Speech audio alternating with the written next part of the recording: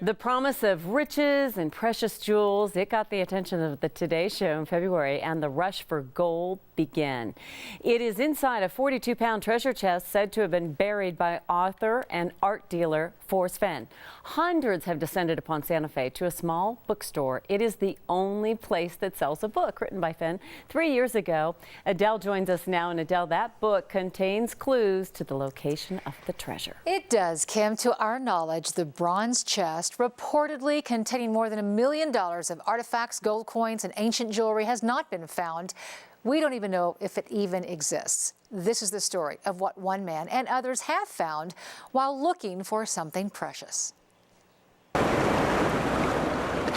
Begin it where warm waters halt and take it in the canyon down. This is not David Zambrano's first time searching for Forrest Fenn's treasure. My first trip down there was actually kind of interesting. I went where I thought it would be, which you probably shouldn't do.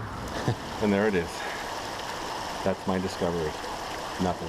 Hundreds of people think they have a clue where the treasure might be, and others really don't have a clue. It doesn't matter. And just turned to me and said, "Hey, let's go on a treasure hunt." Yeah, I asked them and said, "You guys want to go on a treasure hunt?" I thought it was a great idea for vacation. Even if we don't find it, I'm still having a blast. The man at the center of it all, a former Vietnam War fighter pilot who opened up an art gallery in Santa Fe many years ago. After being diagnosed with cancer, he decided to leave his legacy in the form of a hidden treasure. He wrote a memoir that he says is filled with clues to the location of the treasure. He says he doesn't get money from the sale of the book. It goes to the only bookstore that sells it. And he knows he has his detractors. I would say, what can I do or what can I say to prove to you that it does exist? Even his best friends have spent more than a few hours trying to decipher the poem that Fenn says leads directly to the chest. The best clue is the home of Brown. If you can figure out that number one clue, that's the biggest. From there, it's no place for the meek. The end is ever drawing nigh. There'll be no paddle up your creek, just heavy loads and water high. I actually ran into him at the bookstore, and we talked, and he said that if you study the book, read it very slowly, then go back and read the poem 9 times. I don't know why 9 times. And then go back and read the book again.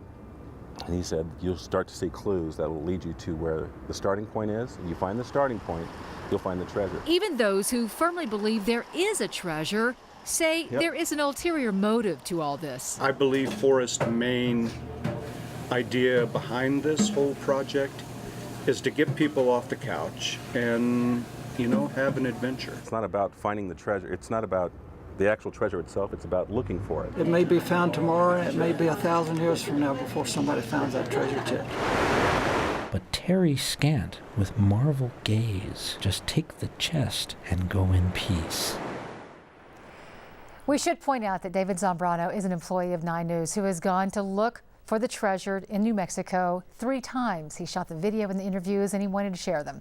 The Santa Fe Convention and Visitors Bureau says, yes, there has been a noticeable increase in visitors because of the book and the treasure hunt.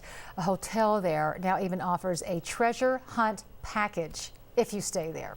So Santa Fe and all the people who live there have really embraced the book. They've embraced Forrest Fenn. And even if you are a detractor, don't believe that this treasure exists, they encourage you to come down and hike around the beautiful areas of Santa Fe. And isn't that the best part when they say that? Get us off the couch. That's kind Why of not it. walk around and maybe have a good old-fashioned adventure? That's exactly the whole point. And Forrest says, nope, there's a treasure out there, so believe what you will.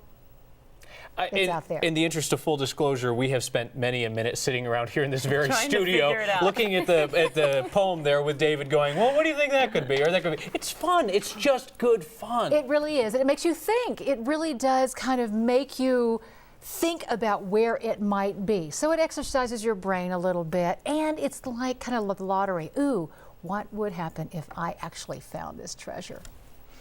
We want to be David's best friend, as we have continued to say he's how going much we again. love him and adore him. But He plans to go in the next little bit. We appreciate him sharing, you know, his enthusiasm in his video with us. But he plans to go again. He thinks, I think I know where it is. I think every time. And that's what the best part with it is, because he comes back every time and he's not disappointed. He's like, I've got a new idea now. Exactly. And most people who really are serious about looking for it feel that way. That's so. The whole thing is just so neat. It's just fun. Yeah. Thank you to David, and thank you for sharing that. Sure.